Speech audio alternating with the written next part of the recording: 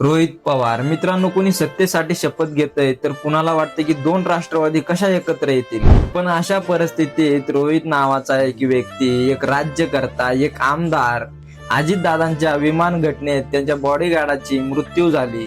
विदीप जाधवांच्या घरी जातो, त्यांच्या कुटुंबाची सांत्वन करतो, त्यांच्या मुलाच्या सर्व शिक्षणाची जबाबदारी घेतो. पण मित्रांनो, बरेच लोक म्हणतात ते त्यांचं कर्तव्य आहे, पण हे सर्व मान्य आहे आपल्याला.